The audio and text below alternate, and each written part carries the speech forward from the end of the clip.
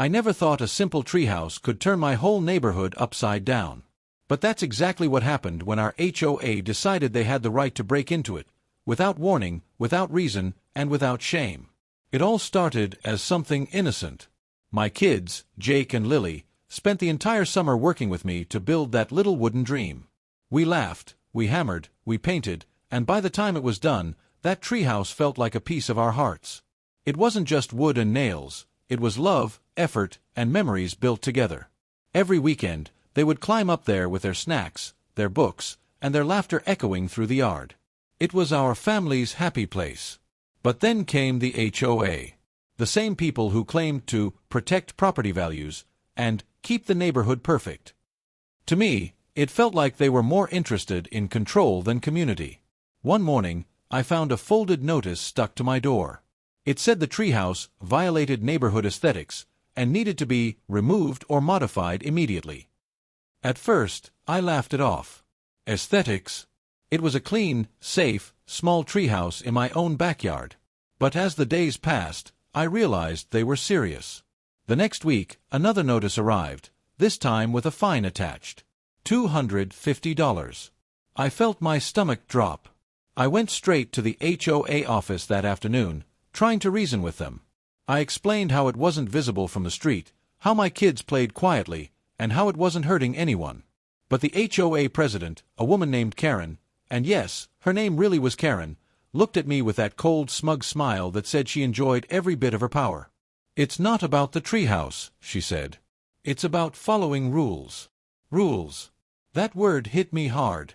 I told her I wasn't taking it down, not after all the time and love my kids had poured into it.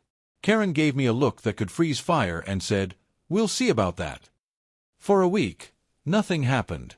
I thought maybe they'd drop it. But then, one Saturday morning, I woke up to the sound of hammering. Confused, I looked out my kitchen window, and what I saw made my blood boil. 2 HOA board members and a maintenance guy were in my backyard. Without permission. Without notice. They had climbed over my fence and were trying to take down the treehouse. My heart started racing. I ran outside, yelling, "What the hell are you doing on my property?" The guy with the hammer froze mid-swing. Karen was standing at the base of the tree with her arms crossed, that same smug smile plastered across her face. "Mr. Davis," she said calmly, "you were warned. You failed to comply. The HOA has the authority to remove unauthorized structures." I could barely speak. "You broke into my yard. This is my home, not your playground." The kids came running out behind me. Jake was crying, clutching his toy hammer, shouting, "That's our treehouse." Lily hid behind my leg, terrified. That moment, seeing their faces, watching their safe place being torn apart, something in me snapped. "You're trespassing," I yelled. "Get out before I call the police." Karen didn't flinch. She actually laughed. "Good luck with that," she said. "We have every right." That's when I did it. I took out my phone and started recording. My hands were shaking, my voice cracked with anger, but I made sure every second was on camera. "You're on private property," I said clearly. "You've broken in without consent. This is illegal." The maintenance guy lowered his hammer. One of the other board members whispered something to Karen, clearly nervous. But she just stood there, silent, her face pale with embarrassment as she realized this was no longer her power trip, this was evidence.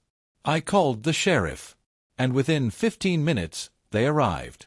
When the patrol car pulled up, Karen suddenly didn't look so confident anymore. The sheriff, a tall man with a calm but firm tone, asked me what was going on. I showed him the video. I showed him the notices. I pointed to the broken boards from where they had started prying apart the treehouse. He turned to the HOA members and said, "Did you have written permission to enter this property?" Karen tried to speak. The HOA bylaws." He cut her off. "Ma'am, bylaws don't override state law. This is private property. You can't enter someone's yard without consent, and you certainly can't destroy anything on it." For the first time, Karen looked genuinely scared. The sheriff told them to step off my property immediately. He took their names, wrote a report, and warned them that this could count as both trespassing and property damage. After they left, I just stood there, heart pounding, trying to hold it together for my kids. Jake looked up at me, his eyes red from crying. "Are they gonna take it away, Dad?" he asked. I knelt down, hugged him tight, and said, "No, buddy. They're not taking anything from us again." That night, after putting the kids to bed, I sat in that treehouse alone. The boards creaked under my weight, and the smell of fresh wood and paint surrounded me. For a second, I closed my eyes and thought about how something so simple, so innocent, could bring out the worst in people. I knew this wasn't over. HOA bullies rarely back down. But this time, I wasn't scared. I had the truth, the video, and the law on my side. Over the next few days, I started gathering everything, every email, every notice, every message. I talked to a local lawyer who specialized in HOA abuse cases. When I showed him the video, he raised his eyebrows and said, "Oh, they're in trouble. Big trouble." The lawyer explained that breaking into private property like that could result in heavy fines and even civil charges. He smiled and said, "Let's make them pay." And that's exactly what I planned to do. I posted the video online, not to go viral, but because I wanted people to see how far these HOAs could go when given too much power. Within days, the post exploded. Thousands of comments poured in from people who had gone through similar nightmares, people bullied by their HOAs, fined for ridiculous reasons, or harassed for small harmless things. One comment hit me hard. It said, "You're not just fighting for your kid's treehouse.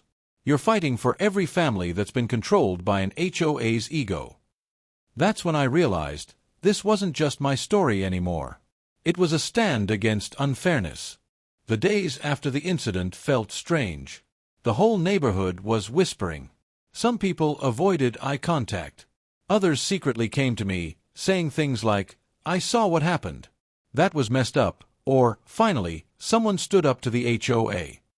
It was clear, everyone was tired of their nonsense, but no one had dared to speak before. The sheriff had filed his report, and my lawyer told me to stay calm and let the process play out. But I couldn't relax. Every time I looked at the treehouse, I remembered my kids' faces that day, the fear, the confusion, the tears. That memory lit a fire in me. This wasn't about a few broken boards anymore. This was about respect, boundaries, and justice. A week later, I got a call from the sheriff's office. They had finished reviewing the evidence. My heart raced as the officer said, "Mr. Davis, after reviewing the video and statements, we've decided to move forward with charges of trespassing and property damage against the HOA board members involved." For a second, I couldn't even speak. Relief and anger swirled together in my chest. Finally, someone was holding them accountable. Word spread fast. Karen showed up at my door the next morning, for the first time, without her smug smile. Her voice trembled slightly as she said, "Can we talk?" I crossed my arms. "About what? The damages? The trespassing? Or how you scared my kids?" She sighed. "This has gone too far. We can settle this without lawyers. The HOA can offer to pay for repairs." I cut her off. "Karen, you broke into my property. You humiliated my family. You don't get to decide when it's gone too far. The sheriff decides that now." Her eyes flashed with something, fear or maybe realization that her power was slipping away. She left without another word. That same evening, I got an email from another board member. He apologized on behalf of the HOA and said he didn't agree with Karen's actions. He also revealed something shocking. She had ordered the removal of the treehouse without informing the rest of the board. She thought she could handle it herself and prove she had control. That email changed everything. My lawyer grinned when I showed it to him. "This helps. It proves she acted outside her authority. The HOA will want to distance themselves from her fast." He was right. Within a few days, Karen was removed as HOA president. The board issued a public apology and agreed to pay for all the damages. But that wasn't enough for me. I didn't want hush money. I wanted accountability. So, we took it further. My lawyer filed a civil claim for emotional distress and illegal trespassing. When the hearing date came, I walked into that courtroom with my kids by my side. My hands were shaking, but my heart was steady. Karen sat at the other table, her once perfect posture gone. She looked smaller, quieter, almost defeated. The judge reviewed the sheriff's report, the video footage, and the emails. Then, in a calm but firm tone, he said, "The HOA and its acting president had no legal right to enter this property or dismantle private belongings. This is a clear violation of state law." He ruled in our favor. Karen and the HOA were ordered to pay for the damages, court costs, and a fine for trespassing. The amount wasn't huge, but the message was, you can't just trample over people's rights and expect to walk away. When the verdict was read, I looked at my kids. Jake smiled for the first time in weeks. Lily whispered, "We won, Daddy." And just like that, the heavy weight that had been pressing on my chest finally lifted.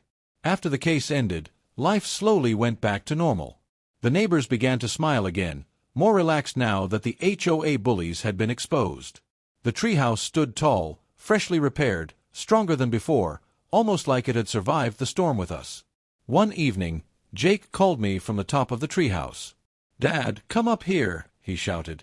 I climbed the ladder, and he handed me a small sign he had made out of wood. It read, "No HOAs allowed." I laughed so hard I nearly cried.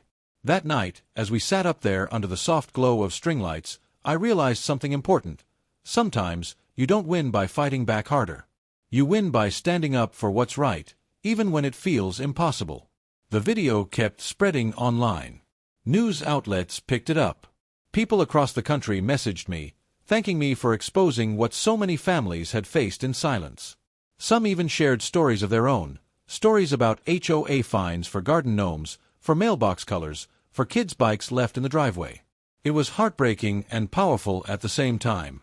One message stood out. A father wrote, "Your story gave me the courage to rebuild my son's swing set after the HOA made me take it down.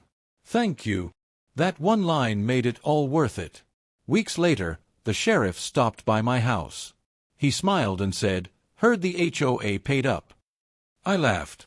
"Yeah, and I think they'll think twice before climbing anyone's fence again." He nodded. "You'd be surprised how often people think rules make them untouchable. You proved them wrong." After he left, I stood in the yard for a long time, looking at the treehouse. It wasn't just wood anymore. It was a symbol of standing tall when people try to knock you down. Sometimes, doing the right thing doesn't feel heroic. It feels hard. It feels lonely. But in the end, it changes things, not just for you, but for everyone watching. The HOA tried to silence me. Instead, they became the reason thousands of families spoke up. The reason neighbors started questioning unfair rules. The reason some HOAs finally changed their policies.